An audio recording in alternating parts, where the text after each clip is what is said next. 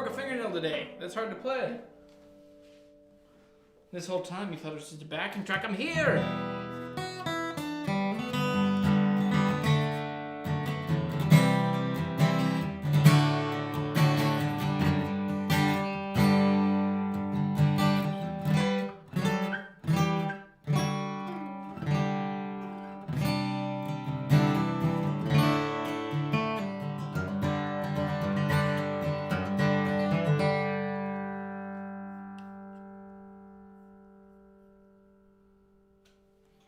Hey everybody!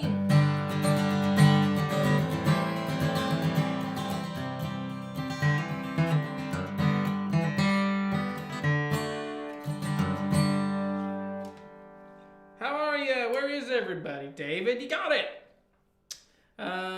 Justin, man, that means a lot. I do feel very proud. It's still very echoey.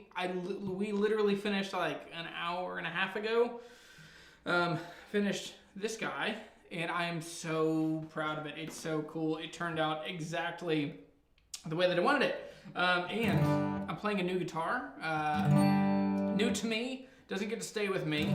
But I am in line to buy one this fall. Haven't told my wife that part.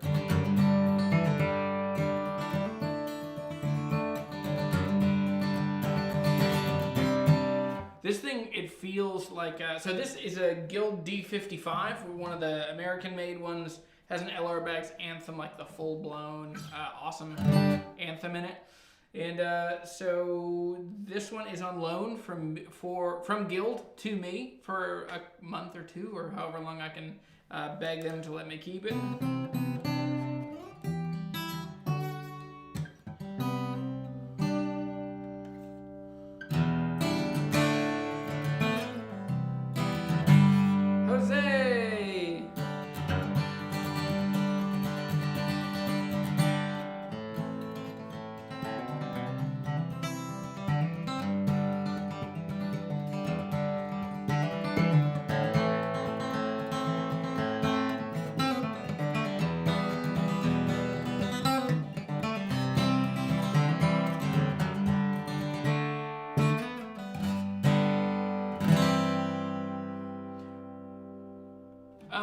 Let me change the mic. So I appreciate any and all patience you can give me this week, because it literally is a brand new space that I have never done anything with.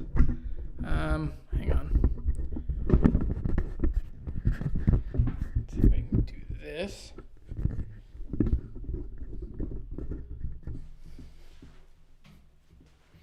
All right. So is that in the way? Can you see that? No. Okay. Still out of frame. It's still a little far. Scoot it back so you can see the whole guitar.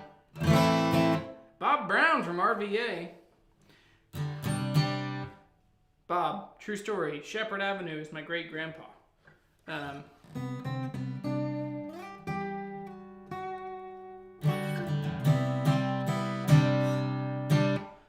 does that sound better? I'll turn it up a little bit. It's probably fairly echoey too. I'm working on. Is a Guild anything like playing a Martin? Yes. So this is the direct competitor to the D28. Actually, this is probably more. This is more like a D41. I wouldn't put it up all the way to a Martin D45, but it's braced a little different. I haven't dug into all of the total details, but I think that this is just, I mean, this is a full-blown amazing professional guitar. This guitar actually came off of the road. This guitar has been on tour with Alicia Keys, which I don't know how much touring happened last year. But I leaned forward, the sound went up. Yeah, I turned it up on the interface down here. So it should be a lot better. But yeah, this is so the Guild is definitely aimed to be just as good, if not better, than a Martin in a lot of ways. I love the headstock on this, like you just said. I just think it is so cool and beautiful. It's very like regal looking. I don't know, it looks like a crown. I think it's cool too that the truss rod cover kind of echoes the same thing up top. But anyway, no more creepy wall space cubby in the back. Yes, that's funny. Yes. So, Bestis Frey, the Scottish Borders. I don't know what that means. So, welcome to Guitar Hunter live. May, what's today? The 7th? So here is the biggest and most exciting thing. Welcome to, so the new space, new amazing, super cool Live Edge. So it's a Live Edge, it's Brazilian, nope, hold on, let me start again. Let me grab some tea, just chill. It's been a really frantic week getting ready for this. It wasn't until, I think it was Tom. Tom said, think you could do it next week in the studio? And I was like, no. And then afterwards I was like, well, I could try. And then somehow it just consumed my every moment of this last week to get the studio ready. It's still not totally ready. There's a bunch of things that's still missing, but the main things that did happen, the biggest one is this Live Edge back behind me. So this is a Live Edge slab. It is a black walnut. So one of my hobbies before getting into YouTube for guitars, other than guitar hobby, was doing woodworking. So I called just one of my dearest and oldest friends, Zeke. And so Zeke, I asked him, I was like, hey, do you have anything cool, any cool Live Edge things? I can make a really cool guitar hanger. And he said, I have the perfect piece. So I went over on Monday and we picked this up. We took it out to a sawmill, an old order Mennonite sawmill. It was, I grew up around Mennonites, but this is the first time in a long time that I've been around full on proper old Mennonites. And it was pretty awesome. And so we came at the end of the day because that's kind of the way. If you take it there and say, I need this sanded, it'll be 2 weeks. But if you just show up near quitting time, they'll run it hourly. And so we ran it probably 30 or 40 passes through the big drum sander. And so, I need to plug in my computer charger. But I'll keep talking. So on Monday we went to the sawmill. On Tuesday, I brought it back to Zeke's shop. Hang on one sec.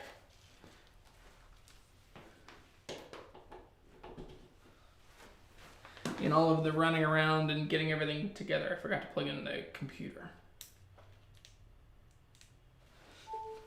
All right, we're good. Okay. And I'll scoot up again so that I'm closer to the mic. So on Tuesday, took it to Zeke's and worked in his shop, sanded it, got everything done. On Wednesday, it came back here. And Wednesday morning, afternoon, evening to yesterday, last night, I did 4 coats of hand-rubbed tongue oil on it.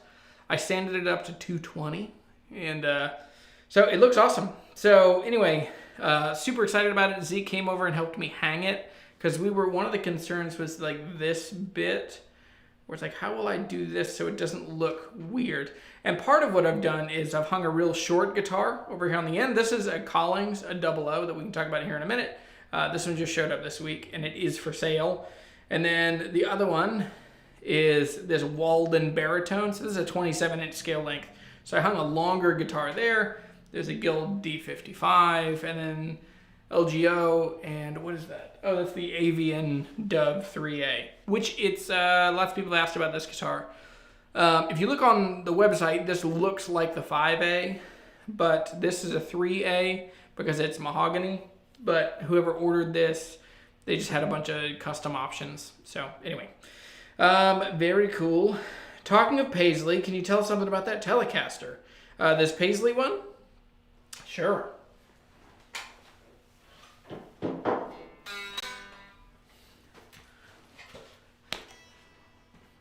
This is my favorite Telecaster. I've talked about this a bunch. I keep saying I'm going to make a video about it.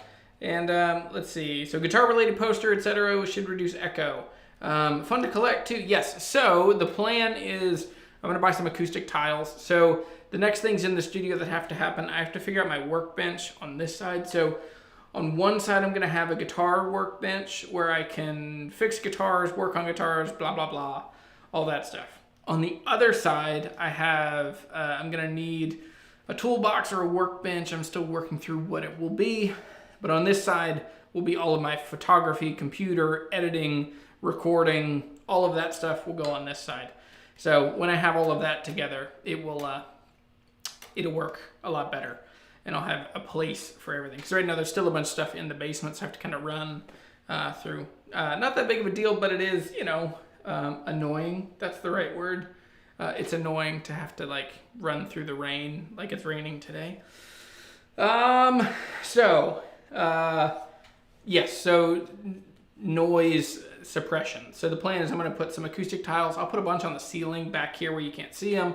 I'll put some on the walls on either side of the workbench over here, put some over there, put some right here, and I should be able to really kill a lot of the echo. So a lot of it went away so far, but it's still echoey for sure, and I'm sure for y'all on the microphone. So any mercy you can afford, any level of patience you could give me during this time, especially this video, because this is just the rush. This is Tom's fault. That's who you should blame for just putting the bug in my ear to get it done last week. But anyway, I'm very excited about all of this. I have all my amps back here. I have my LED panel back there doing the cool blue light. Anyway, to this Paisley that somebody asked about. This is somewhere between 1985 and 1986. Lots of things point to 85. The neck date on this is, September of 86. So this is a transitional period, one of the really early Japanese pink Paisley Tellys. I bought this guitar. I saw a guy play this guitar for a couple years in the French Quarter in New Orleans. I loved this guitar. I thought it was so cool. He was so great at playing it. And I asked him if he'd ever sell it. He said he'd let me know, which I'm sure lots of people want to buy that guitar. So he sold it one time. I saw him. He was playing a different guitar.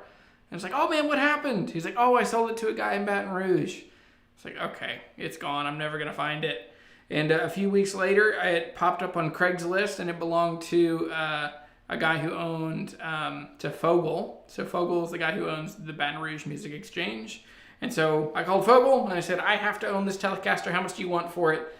He charged me $1,000, so I think I have paid the most anyone has paid for one of these in a while. I know a lot of people are asking a bunch of money, but I got it. The pickups needed to be swapped. The pots, the neck pickup was really dark.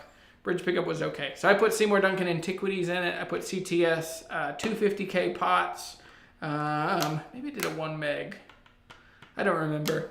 CTS switch. I did the electro socket output jack. I also swapped the tuners to kind of newer but still aged Gotos. I just, so I have made this guitar exactly what I want in a Telecaster. I love this. I play it all the time. It's just awesome. So anyway, guitar hanger. The other really cool thing about that guitar hanger. So the other super cool thing about the guitar hanger is that the tree that it came from, the tree that it came down. It grew about a mile from where I grew up. And it's just, it feels very grounding. It's just, it's also quintessentially my friend Zeke, Zeke is just like I said earlier, one of my oldest and dearest friends. So anyway, I love this place. It is purpose-built to be awesome and to make rock and roll, to make awesome music, and to fill the world with music and friendship, which it's not a gimmick. That's like my actual gig. That's what I'm doing in the world. So if I can help people be kinder to each other, play cooler guitars, make new music, make new friends. So anyway, let me jump back over here. And we'll run through some. All right, so some quick announcements. So we already did the studio walkthrough. I also want to talk about the Gibson giveaway. So if you have any other questions on the studio, let me know. Feel free to ask questions along the way. I'll do my best to answer them as I can, but sometimes they do get a little distracting. Not that I'm asking for money, but if you do super chats, they're way easier to see. But it's weird. Do them as you see fit.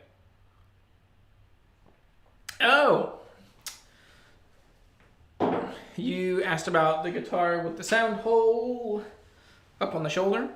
Have you mentioned anything about the guitar with the sound hole in the shoulder? I haven't. Well, a little bit. So I talked about it just being a baritone. This is a Walden B1E. This is a baritone.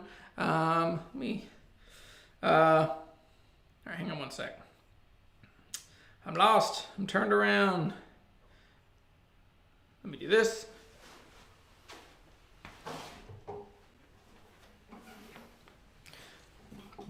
So this is a Walden B1E. So it's a baritone. It's a Grand Symphony body, so it's actually kind of a normal size body. And has a wider neck, but this is B to B. Oh.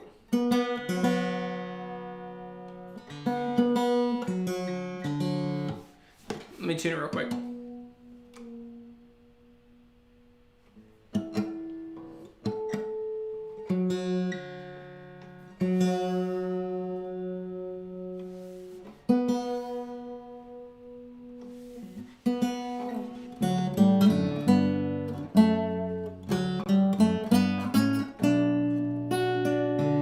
It is pretty awesome having that low E.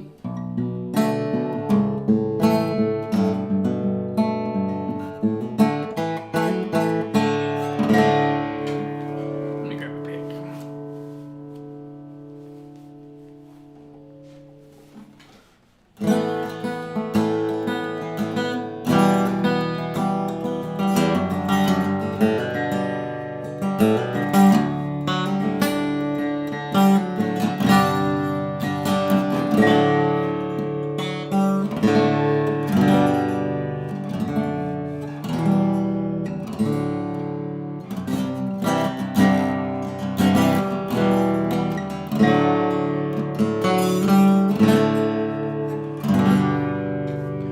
So I'm going to film a video now that the studio is put together. I'm going to finish filming a video. So I filmed the first chunk, but just life has been crazy. So it's a Walden, W-A-L-D-E-N. Really cool guitars. And the guy who owns the company is just amazing, Jonathan. We talked for like a long time. So, bro, Jansen, yes, that is. So that's a Collings 00 over here on the end. And we'll talk more about that guitar here in a bit. Oh.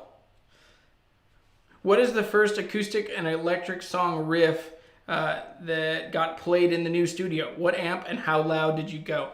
That's a really great question. There's like 4 questions in there. Question number 1. What was the first riff I played? It was a baritone. It was this Walden was the first guitar I played in here. Technically, it was the Husson Dalton was the first guitar I played, but that's when it was still like, we just poured the concrete floor. There still wasn't a wall in the front when it was just, a garage with a concrete floor. But when it was done, the first one was the Walden, which is really cool. It has just giant low bass. And I actually played an original song. It's the same song that I played on that The Future of Music is Outside, but it was it was worked down so I could play it open on the baritone. The first electric riff I played was Alabama by Neil Young, and I played it on my 5E3 with this 52 Tele back here, the reissue, and I played it real freaking loud as it would get, because I wanted to see how loud it was outside. So I had hearing protection inside, and it was like I could feel it in my bones. And so played that, and then I had a looper, so I played it on a loop, and I walked outside, and it's real loud. So this building is really good at keeping sounds from outside getting in, but we didn't worry that much about doing stuff to make sure the sound didn't get out. So what I mean by that is we did some really specific stuff. So I have neighbors like just on the other side of this wall that have a couple of yippy dogs. So I got one of those little bird feeder things to just like squawk at them and make annoying noises each time they bark. And they have been silent this week. It's awesome. I hear them bark and then they stop barking and they go sit by their door. So anyway, So the amp, it was my 5E3 clone. It's a Guild on the outside, and a Telecaster. I said that. Man, that's a great question. So Dominic, in the description down below, there is the link for the giveaway. So that's the next thing we'll talk about. We'll talk about the Gibson LGO giveaway. Let me grab it. This is a 1964 Gibson LGO. So the LGO is mahogany top, back, and sides. It is all solid. This is made in the US. This is a really cool guitar. It has a plastic bridge. That's kind of one of the only kind of downsides they typically get.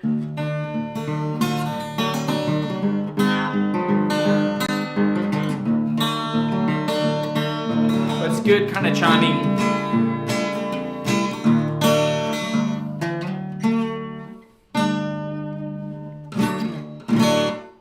But yeah, Tom, good hanging out, man. Thanks for the super chat, and thanks for motivating me to get into the studio for this week.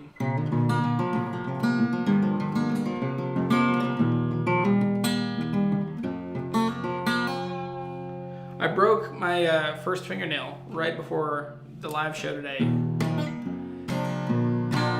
so.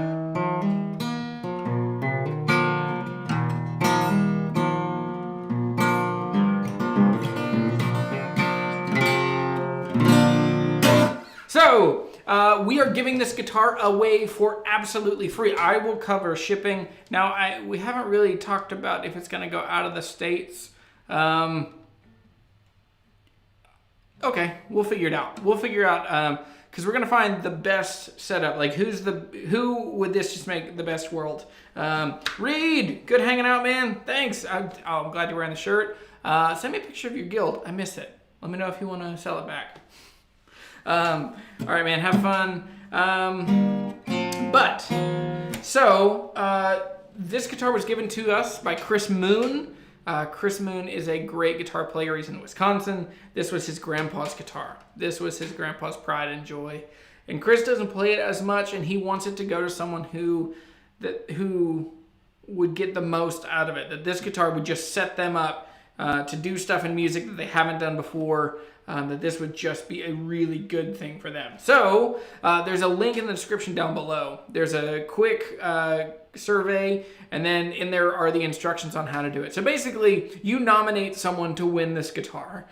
You tell me why this guitar would make them a better friend, a better musician, how this thing would just do a lot for them. And then you can post it on social media, and you can tag me in it. If you want to be discreet, if you want to be subtle and not tell the person you're nominating them, just do that. Send me a DM. You can send me a video directly and just be like, hey, don't tell anybody, but I want Brian to win or whoever. So anyway, check it out. This is really, this is a really fun thing. This is the kind of thing I want to do all the time. Find old guitars, get them in the hands of cool players, that it will just be awesome. Because everyone needs to own an old Gibson in their life. Or an old Martin, or an old acoustic guitar, an old electric guitar. There's just something cool. Okay. It would look good on the back wall, Reed. You are right. This one looks like it. I'll just tell myself that this is it. Moving forward in the announcements. So, this is a Collings 00. What is the exact model on this? I forget. This is a 001 ASB. So 001, this is a red spruce top, 00 12 fret, slide headstock, mahogany back and sides. This is also the Sunburst. This is very, very similar to my Waterloo, but this is X-braced rather than ladder braced. But this guitar belongs to my friend PW, PW Gopal. He's an amazing singer-songwriter. If you were involved in Young Life, he did special music at Young Life camps. He probably still does. But this one is just a super sweet little writing guitar. And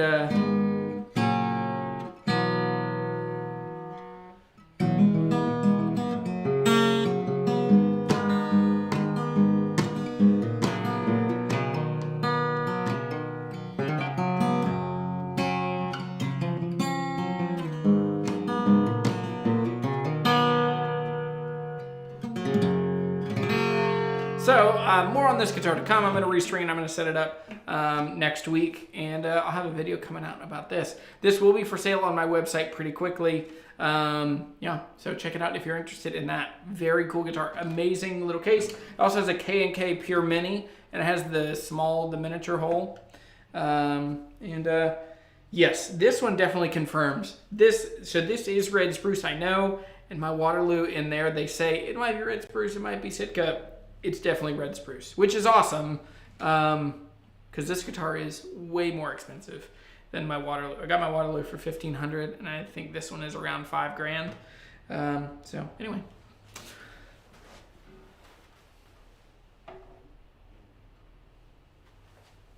So, okay, I think that's all the announcements. And there's a thing I wanted to kind of cover today. Okay, also, I should have said this at the beginning. Pay attention, there will be, we'll do 2 winners for trivia this week, and we'll do 1 bag of coffee and 1 t-shirt. And so, yeah, so hang around, keep an ear out, listen for details. And at the end, we'll ask questions for the 2 trivia things. All right. So here are 5 easy mistakes that people make when buying guitars. I have been just as guilty of these as anyone. And so I just wanted to run through. These are just really fun, easy things, I think, on a Friday afternoon when you're sitting around dreaming about guitars. These are things that you should keep in mind. So the first and easiest way is just to pay way too much for a guitar. It's really easy. Yeah, I'm trying to think of when I've paid too much for... Oh, my pink Paisley Tele. I paid way too much for this guitar. What's funny is I've tried to sell it a couple times, and I've only ever lost money on 1 guitar. And I don't want to do it again. And that's actually true. I always feel weird saying that. I lost money on 1 guitar, which was my Guild D40. It was a 64 Guild D40, and it was bad. It had been really terribly refinished. It played really hard. It sounded pretty good. But anyway, so all of that to say, so how do you not pay too much? Well, you need to really know what a guitar is worth before you get there. So for me, I was just speculating. I was like, it's a pink Paisley. It's the first year of production of the reissues. It's Japanese. I know Japanese stuff is going to shoot up. I bought this in 2014. Yes, I bought this when, in the fall of 17. No, sorry, the fall of 14. September of 2014, I bought this guitar. And it's an awesome, badass guitar. But I definitely paid too much money for it. I probably should have paid $700, $800. But at the time, there are a couple things. And one of the reasons that cinched me in to paying too much was that I showed all of my cards. I've known about this guitar for a long time. I missed buying this guitar a couple months ago from another guy, and I wish that I would have bought it, and I love this, and I, just like every word is just saying, like, you're going to pay whatever I make you pay. So Fogel got me good. So I paid $1,000 for it, and so anyway, that's the biggest one. So there are ways around that. You can check Reverb Price Guide, which Reverb is always 10 or 15% more than reality. But you're going to pay 10 to 12% in fees and blah, blah, blah. So it comes out about the same. But check that. Check the Vintage Price Guide. Check eBay completed listings. Check Facebook Marketplace for what people are asking. You'll get a general understanding of how much these things are actually going for. And then when you have that info in your back pocket, come in, guns blazing, ready to go, pay cash. And that'll be super helpful. So that's number 1. The second way is to just overlook or miss damage on the guitar. Particular things on guitars, and you'll get to where you start knowing these things.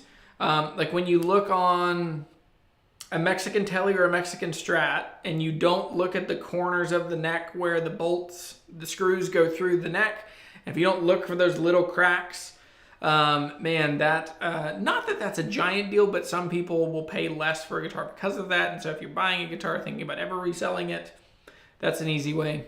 Other damage that you could easily miss, if you're looking at old Martins, 70s, even 80s stuff, and then backwards, 80s, 70s, 60s, all the way back, if you don't look at the pick guard for 2 things. Look for a crack going up from the pick guard up by the neck, in the sound hole. That's one. And look from the pick guard going back the other way. That is another one that you will just, you could easily just be upside down on a guitar if you don't look at that and all of a sudden you're like, oh my gosh, it's got a top crack. And yeah, so that's another one. Other easy ones that you always need to look at the back of the neck. Martins are much less common to have neck cracks or neck repairs, but it is not, it's not without occurrence. And I looked at the chat. My brain broke. Other ones, look at the back of every single Gibson you will ever buy. Look at the back of the headstock. Look for that terrible smiley crack, because that will really ruin the guitar that you're buying. It'll ruin the experience. So yeah, it's easy to overlook those things.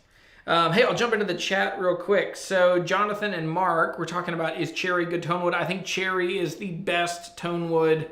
I prefer it on most guitars. Every guitar that I've owned that's been cherry, I really, really like. So the Martin SWD GT, that's what Jonathan was mentioning. That's one of my favorite guitars. Actually, Zeke, who helped me with the wall hanger, his wife, I gave his wife my Martin SWD GT as a gift forever ago. She needed a good guitar to play out, and I just gave it to her. And but I love that. And then also my Waterloo now has cherry back and sides and a red spruce top, and it is my favorite of favorite guitars. So anyway, that's another one. So overlook damage. Coming back to the topic for today. Overlook damage, and it's a pretty easy way to lose money and to hurt your feelings and to get upside down in a guitar. Now, the other one, and this is tricky and nuanced, but you'll get there. You'll learn, and you'll start paying attention. So the biggest one is miss modifications on a guitar, or miss when things have non-original parts. So the easiest way to do this is to just never pay attention to that stuff, and you'll just miss it. And yeah, and then all of a sudden you sell something. So years ago, one of my more unfortunate, I don't totally know what happened, and I'll never be able to know for sure. I bought a custom shop Strat. It was a 1960 Strat. It was a heavy relic. It was really, really, really cool. I bought it for $1,400 in New Orleans. I sold it for $1,900 on Reverb. This is right when Reverb was starting. I never actually checked to make sure that the pickups were original. The guy said that they were original. He had the receipt. He'd bought it a couple of years before. He said he'd never modded it, never had the pick guard off. I never checked it, but then when I sold it, the guy got it, and he said that it had a different bridge pickup, that someone had put a copper plate on the bottom of the bridge pickup, and that it was modded, and he wanted $500 off so that he could buy a new custom pickup. And I said, no way. Like, I'm not going to give you $500. Like, I'll give you $100. And the guy refused. This is before, remediation and all that. But I don't believe that it was messed with, but because I didn't check, it got me in trouble. So if you miss things like pickups being swapped, and one of the easy things with that, because one of the details was that they should have had beveled tops on they should have been straight poles on all the pickups, and the one that he showed me, all three were straight poles, and then he showed me another picture of a pickup that he said came out of the guitar, and it had beveled poles. Anyway, so it's a really easy way to lose money if you don't check for those details. Now, that's a harder one, like to check actual pickups and all that stuff. Like when I bought an ES 175, one of the things that I would do is check pickups, and I'd check the dates, and I would check a lot of things on the guitar. I'm not overly cautious that way. I don't often take pickups out and all that stuff. But one of the big things is if you are trying to dig into a guitar to make sure it's right, just know the basics. Know what the pickup should look like from the top. Know what bridge should be on a Strat from the early 90s. Know what kind of saddles, what kind of springs in the back. Learn to look and see if the frets have been changed. Look for those cues. You need to lean into a good guitar tech around you too, because they'll know a lot of the details.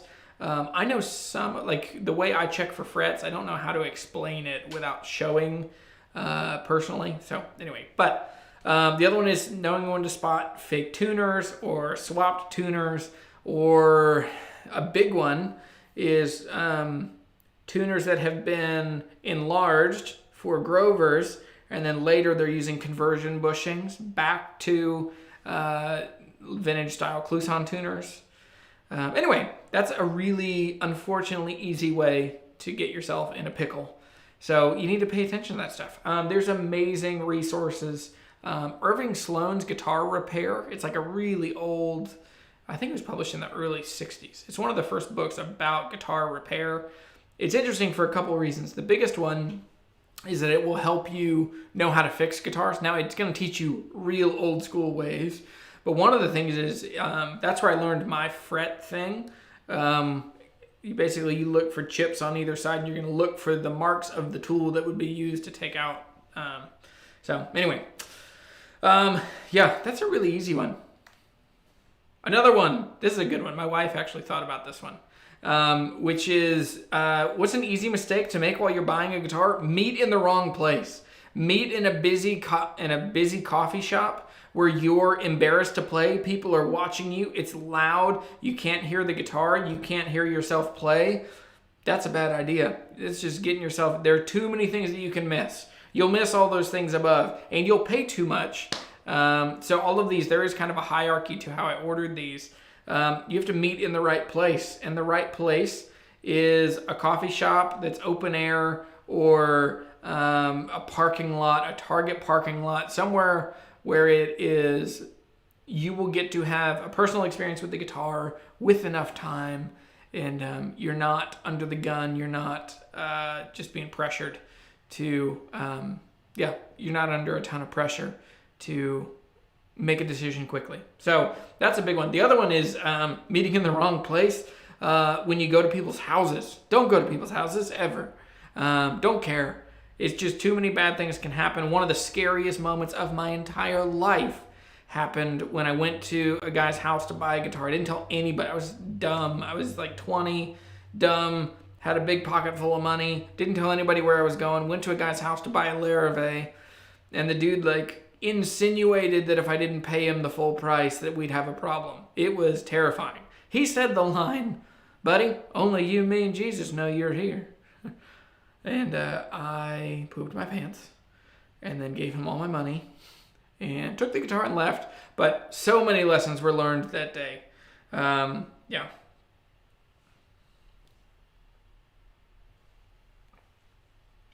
Dominic, that's so kind to nominate your dad. I love it. David, thank you, man. Yeah, I think so too. I think somebody's going to be super lucky. Cherry's an amazing tone wood. But Adam says, place looks amazing. So happy for you and your channel. Can't wait to see more as the channel grows. I'm super excited. This building gives me the ability to do a bunch of things I haven't been able to do. And I'm just super excited, and I'm very humbled, and I'm so thankful. And I realized I've been doing YouTube for a long time. I've been doing YouTube for, technically 5 years. I think my first video was like January of 16. So that's a long time. I didn't take it that seriously until about a year after that. So like 4 years of like, okay, I'm trying this. I'm learning about this and trying to do it better. But anyway, that's super cool. Jansen said, just picked up a 57 SJ. Freaking, I want one. I want it. Can I have it? Didn't notice the non-original tuners. Now the OG tuners will cost me an extra $300. Yep. Are they from the guy? Is he charging you for them, or are you buying them somewhere else and swapping them on? That's a good example. That's a painful and good example of what I was saying. So it also ties together to my last point, which is unclear details of the deal.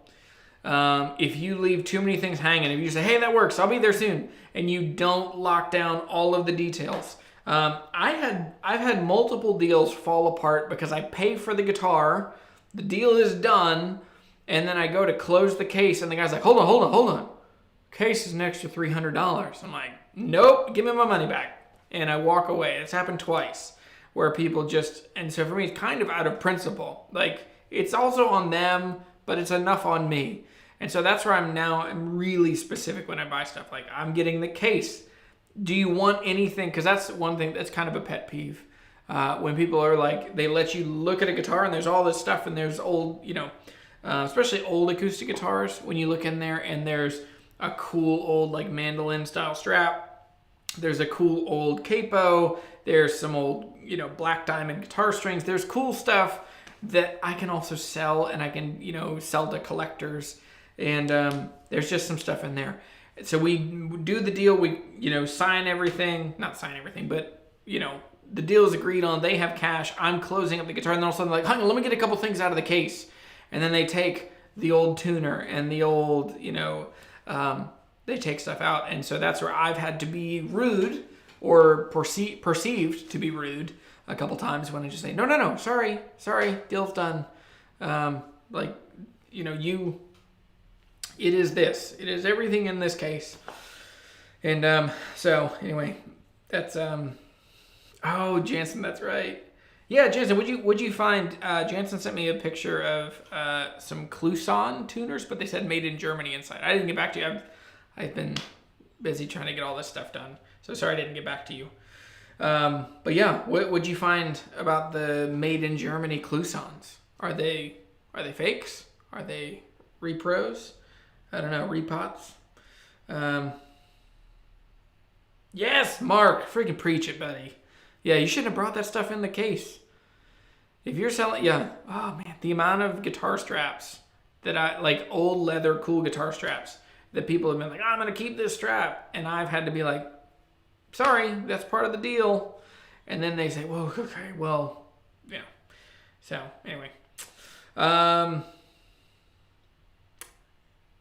Rasmus says the acoustic guitar that I'm building is final. Is it done? Send me pictures. Is that the was it Babinga? What was it? Babinga. I don't have a clock out here. That's why I don't know what time it is. All right, we've got like 10 more minutes. That's the end of this. Okay, let me turn these off. And let's ask some questions, and then we'll do Q&A. So we'll do Q&A now, and then we'll do trivia at the end. I'll give away 1 T-shirt and 1 bag of coffee. If the seller shows up with a guitar to sell, everything present is part of the deal unless they've specified. Yep, that's what you would think. That's what you would assume. That is what most people would do. But every now and then, you get people that want to pick stuff back out afterwards. And so that's why I've just started using like really specific sentences like, hey, everything is included. Case, strap, is there anything in here you want before we start negotiating? Because if they all of a sudden start doing it, I'm like, well, hey, it's a different deal. And that's not the end of the world, but yeah. It is finally getting to the end. Rasmus, that's good, man. Hard work. I know you've been working really hard on that guitar. Let me know how it goes when you're done. Other guitars that are going to be done soon. Ben Paget with Paget Guitars and Allegheny Lutherie. He's stack and finish, like French polish finish, this last week and this week. And I think by the end of next week, they should be ready to go. His 2 guitars, I can't wait. Paduke, that's what it was. So I'm going to take my friend Chris, who is just an amazing guitar player. If we can line up our schedules. Chris is an amazing fingerstyle and classical guitar player. He's a dear friend, and he lives in the town kind of that way. So he'll come over here, and then we'll go way out there close to the edge of the world. You can see the end from Monterey, Virginia. But anyway, David says, where can you find my original music? My MySpace page still up. I haven't put out much original music. There are a few covers, kind of. That's not original. There are a few originals scattered throughout YouTube videos. That's part of what I'm going to do when I finish this space. Is I'm actually going to work and finish an EP. I'm going to work and finish. I have about 7 original songs that have been clanking around for the last 10 years or so. I might also put out. I have a record. From a band called Caterpillar that was myself and my friend Bradford, and we wrote it in college. But there's still songs that I'm proud of. even though everything about it was rushed and none of us really knew what we were doing. But anyway. Yeah, any other questions?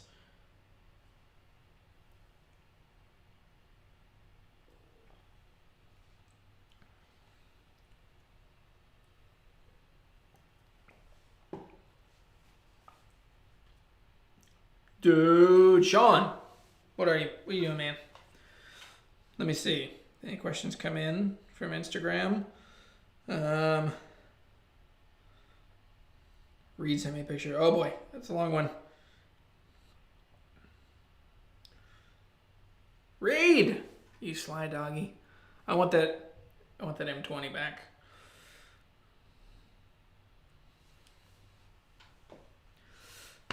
So yeah, yeah, thanks for bearing with me. This has been a really interesting, and like this week it's awesome to work really hard and to see really good payoff for hard work. Because in some ways this feels like a really great culmination of 5 years. Because this is like, let's see, I started doing videos at my house, and that really quickly, we had 2 little babies then. That really quickly didn't work, so I got an office. And it was in an attorney's office in Covington, in Louisiana. And that was a really bad space. And I very quickly got more guitars than I could handle. So that was my second space. Then I moved to the coolest of spaces, which was where I opened a guitar shop. Really started making YouTube videos then.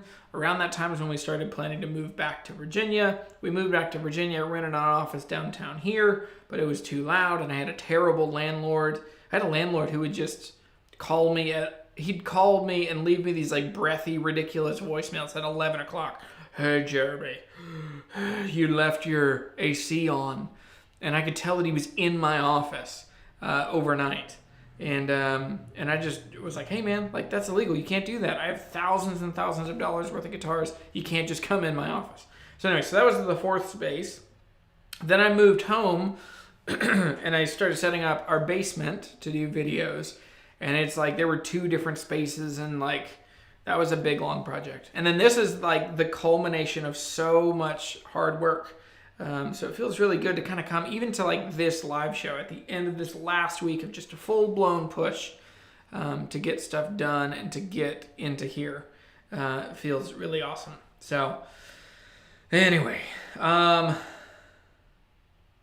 any new Gibsons or Martins that you have missed? Probably. So I have a Martin D18E over there that I got from Billy. He's in here and he follows me on Instagram. That guitar is still having a really hard time with humidity. It was just incredibly dry and it was really buzzy. So I've had it in a case. I've had it with a humidifier in it, and then I also have a humiditrack going. And that guitar, I played it today just for a little bit while we were setting up spacing on these guys. And it's still buzzy. So I think my next trick is to put some heavy strings on it and really pull it forward, continue to have it in a humid space. And okay, so it's 69 degrees. It's in the bottom of the case over there. 62 degrees. It just updated, and it's 55% humidity. So it was at 47 when I started, 48 when I started. It got up to 56 for a couple days, Thursday and Friday last week, and then this week it's been like 50 to 54. So anyway, so that's a D18E. Once I get that thing sorted, it will be for sale. I love D18s, but I don't need it because it's very similar to my House and Dalton TDM, and then I also have my Orangewood that's very similar to that, which is also for sale. Other Gibsons that I have for sale, we're giving away this one. So what else? Have an Avian. I like this guitar a lot. I don't think I'm gonna keep it forever, but I'm just hanging on to it for a while. I have this Collings over here that will be for sale here soon. That's very Martin-ish. Very, very, very cool guitar. EP of Bluegrass tunes. Hang on, let's see. Sean says, just working, brother. Checking out your studio. Thanks again for the t-shirt. Fits like a glove. That's awesome, man. I'm glad it fits well. Those shirts, they're so comfortable and they fit so well. They're just my favorites. I love them. I'm super happy. And, okay, so Trying to sing and play is hilarious. Feels as if the whole world is watching. Oh man, that's true. It's hard. It took me so long. I played guitar for so long before I could even make a peep of a sound. And even then, singing is still probably my biggest insecurity as far as like creative stuff, using my body to put vibes into the world. Singing makes me stressed. But I'm getting way better. I now can just do it because I'm finally, at 33, finally getting over the hump of like, I don't care what people think. So anyway, but yeah, keep going. It's singing and playing. It never quite for me there was like a switch. Like I couldn't, and I tried, and then one day it's like boom, it just like clicks. But it also, keep at it. You'll get there. It feels like the whole world is watching. I think that's also part of like, if you're playing, try playing songs that are much less recognizable. Like don't play Wonderwall, don't play Champagne Supernova or whatever. Just, lean back and, play stuff that people don't know. And then thankfully they'll just tune it out. Because if they know the song, their brain's like, oh, I heard this. The other problem with playing really recognizable music is that people, they know what it sounds like and they hold you like, I would never play like Sweet Home Alabama because I am not anywhere near as good as those guys, and everyone knows that, and so they would hold it in their mind against that. But if you play, original music or like more indie stuff that people don't know as much, it's a good trick. It's probably my best trick I have.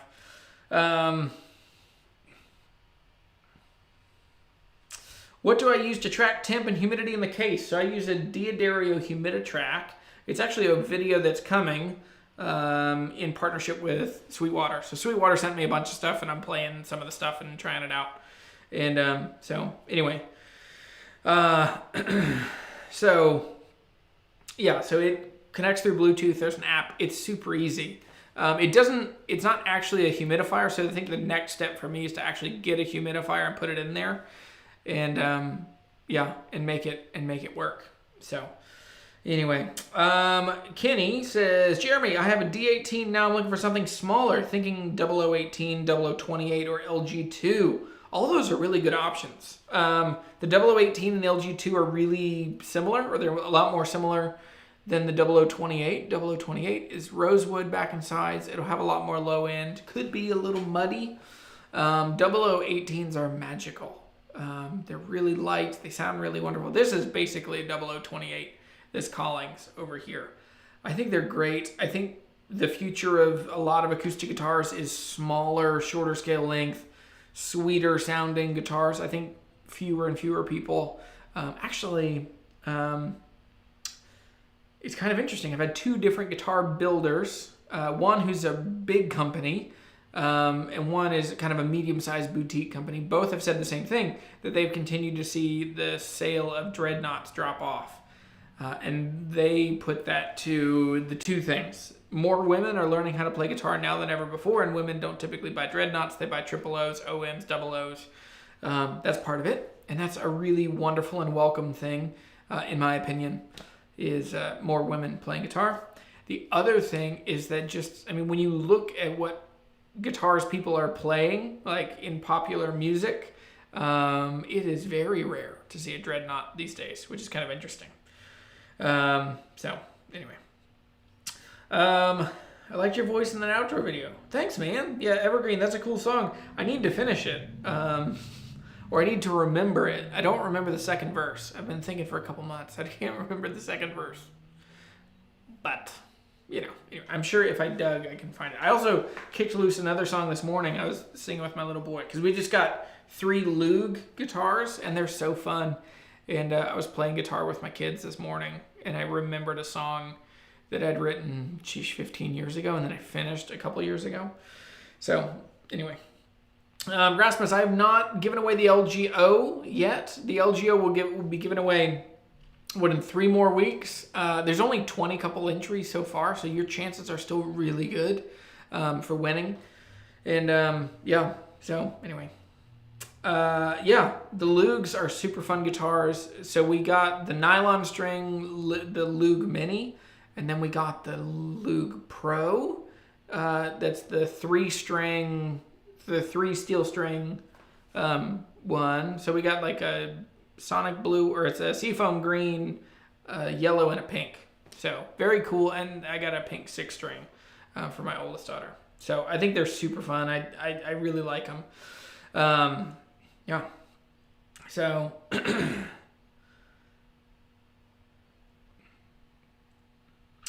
so Jansen says, did you start keeping track of purchases and sales in a spreadsheet? I did, because my brain can't hold it all. Like when I look through stuff, I'm not great at keeping up. Like I still would go a couple weeks and I'm like, oh yeah, I bought that pedal and I bought this thing. And because I know we put like a chunk of money into a separate account, into like a hobby account for me to buy and sell guitars.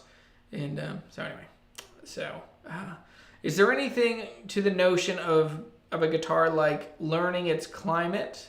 Like eventually it'll sort of acclimate to the weather where you live and be less fussy over time. Yes, absolutely.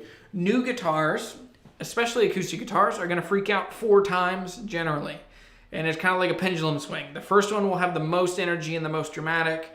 The next one will be a little less, and then it'll start coming into the center where it stops freaking out. So the first time it's going to freak out. So let's say you buy it in the summer. The first time it's really going to freak out is going to be that first winter. When it gets dry, you're inside, you're running. Worst case scenario is like you have a wood stove or something. The guitar, all of a sudden it shrinks up and you can feel like everything about it is like the frets start getting pokey and it starts getting really buzzy. The action is too low. The neck feels too, like it just feels weird, and you're going to freak out and you're going to be stressed and you're going to think you wasted money and you've ruined a guitar. The reality is it just is freaking out because of the humidity. And so you're going to take some tension off the truss rod. You might have to shim the saddle. Usually truss rod is about all of it the first time. And then you're going to be like, oh, this guitar is great. I'm so excited. Then you're going to wait 6 more months when it gets back to muggy and hot summer and super humid. And then your guitar the action's going to come up and it's going to feel super spongy and gross and uninspiring. You're going to take it back to the shop and they're going to tighten the truss rod and maybe lower that saddle again. And so it'll do that again the next winter and again the next summer after that. But over that kind of, over that 2 years, over those 24 months, you'll have it kind of course correct. But eventually you'll get to where a couple things happen. The biggest thing is that the cell structure of the wood is drying out, and finally the cell structure is rupturing and it's aging, and it gets to where it won't take humidity. And so anyway, so that's the big one. And it seems to be, that's the biggest thing, is that your guitar is going to freak out a couple times, but eventually they settle out and they get to where they're pretty reliable, pretty predictable. That's why older guitars are much better to live with. Like they don't freak out, So, but yes, be super careful if you have super hot, super dry heat, like wood stove, forced air as well. Baseboards have killed many guitars. So anyway, the smaller body guitars were built for the female market. Guitar was considered. That's interesting. I haven't heard that. I know that they called the L00 a ladies model for a long time, but I think a 000 is a super comfortable guitar for anybody. Especially if you're not particularly big or tall. Like I'm 5'8" and 5/8. Let's call it 5'9". I'm 5'9". I'm 215 pounds, and but for me, like a Dreadnought, that's a big guitar. So, a couple years ago, I really started moving towards more chill guitars, more smaller guitars, and that Waterloo. It's ridiculous. Like that guitar has just taken over my mind. It's my favorite guitar I've ever owned. So CD140 SCE is going up. Man, that's a great guitar. I sold a ton of those the last couple of years that I was selling guitars at a guitar shop. And it's my go-to recommendation still, under $500. There's a lot of competition now, but it still completely holds its own. Yamaha makes great guitars in that same area 2. All right, so it is now time for trivia. So, what is... Oh, man, I thought I was sly. Okay, Tom asked a question earlier, and he said, what was the first riff that I played on my... Or what was my favorite riff, and what was the amp that I played, the first electric amp that I played, or you can say guitar or amp. So what was the first riff that I played in the studio here? And then the second one is what was the guitar that I played, or the amp?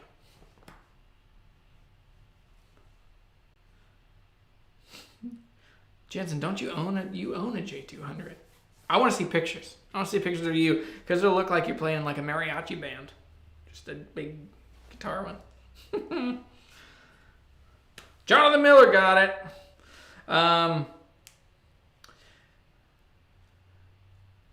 So Jonathan, go to my website, fill out the form on the contact form. Either Let's Talk in the top right corner if you scroll all the way down to the bottom on the front page. And Jeff won the other one. Jeff, have you won before? You can win again. All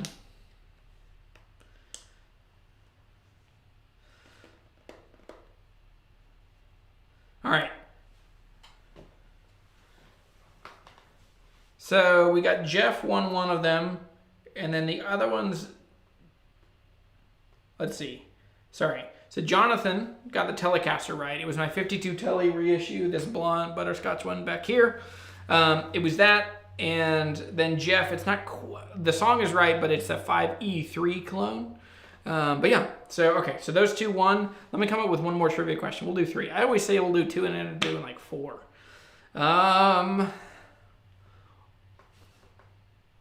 How about this? How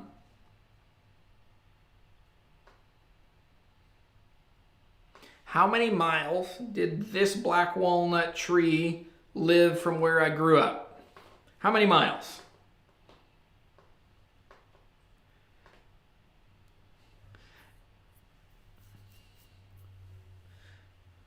Hey Jeff, I'd rather go through my website or Instagram, either one you can send me, or Facebook, you can send me a message. I don't want to put my email out super publicly. Jeff, 2 for 2. Matt McFarland. Matt, you got it right. It was 1 mile. So I'm from McGahkeysville, Virginia, and this is from Elkton. So it's about a mile apart. So Matt, Jeff, what was the first one? Jonathan. Jonathan got the Telecaster right. Jeff got the song right, Alabama. That's amazing. And then Jeff also got that one, but he already won one. And then Matt McFarland, you did it. So, Jeff, how about you send me your email address? Tom, you're back. I know you're not really working. But yeah, that's awesome. Okay, so those are the 3. So, and let me know if you want, so a bag of coffee or a t-shirt. If so, let me know color and size. Send me your address as well. I'll get those shipped today. Nope, I'll get those shipped sometime this weekend. But anyway, yeah, that's revolting. That's a good question. I don't have a Les Paul. I want a Les Paul, but there are too many freaking fake ones. So I found 4 fake ones this week, and they're getting better, and I have less experience. Like, I can still spot them, but anyway.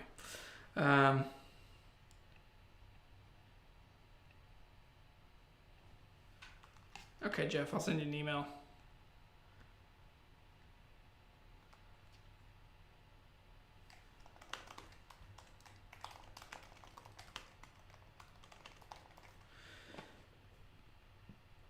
All right, so this is super fun. Thanks for hanging out. Great live show. And questions, comments, slanderous remarks, let me know. This is your last chance. And yeah, Matt, I'll send it to you in Scotland if you're okay with that. Generosity is the way. I'll figure it out. So yeah, so Matt, send me your info. I'm game if you're game. Because I think Jeff is in Canada. So it's not that much money. It's a couple bucks. So, all right, everybody. This has been super fun. Thanks for hanging out. And yeah, Jonathan, Matt, Jeff, send me your info. Thoughts on Schecter guitars? They're okay. I like them.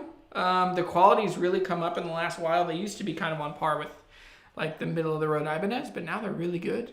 I also think that heavy music and locking trims and Evertunes and big active pickup guitars and baritones, all that stuff is super popular now. I mean, even more popular than it ever has been, and they're great. So I don't think there's any real issue. Patrick Ladendecker says SWD GT or D16 RGT. SWD GT. Cooler guitar, more unique. Cherry is an amazing tone wood. They're very, very similar guitars as far as construction goes. Gold hardware is cool. The cherry back and sides, the tortoise binding, everything about that is just super cool. You also, I mean, you can't lose with the RGT, but I would do the SWD GT in a heartbeat. So anyway, thanks everybody for watching. Sean, thanks for the kind words. Matt, let me know. Yeah, man, send me a message through the website. All right, I'm gonna do this, and let's see. I'm gonna do that, and I'm gonna play guitar for a minute while y'all head out.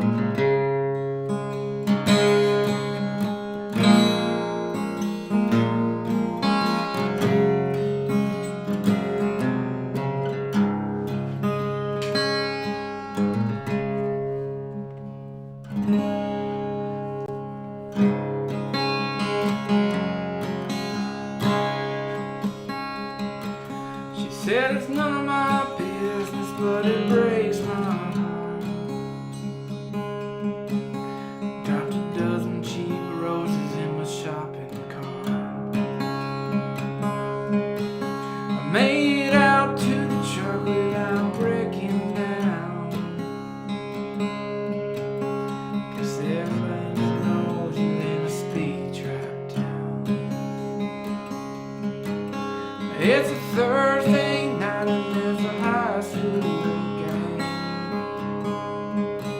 Sleeping all of the bleachers and forget my name. These 5'8" bastards run a shallow cross. It's a boy's first dream and a man's first loss. And it never did occur to me till tonight. And there's no one left to ask if I'm alright. Sign my name, sleep until I'm straight enough to drive. And decide if there's anything that can't be left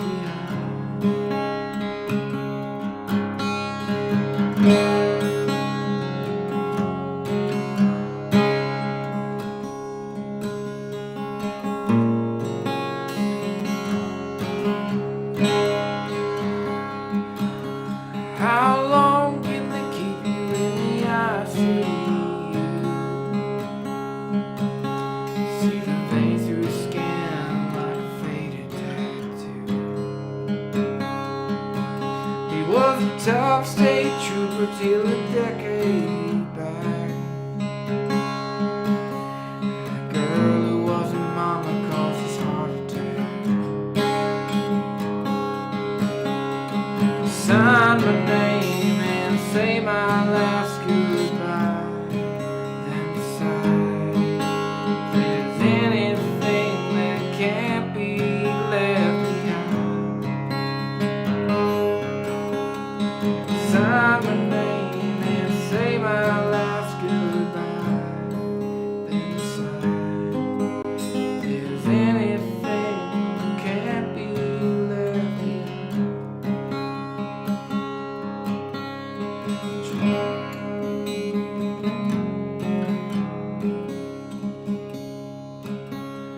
The road got blurry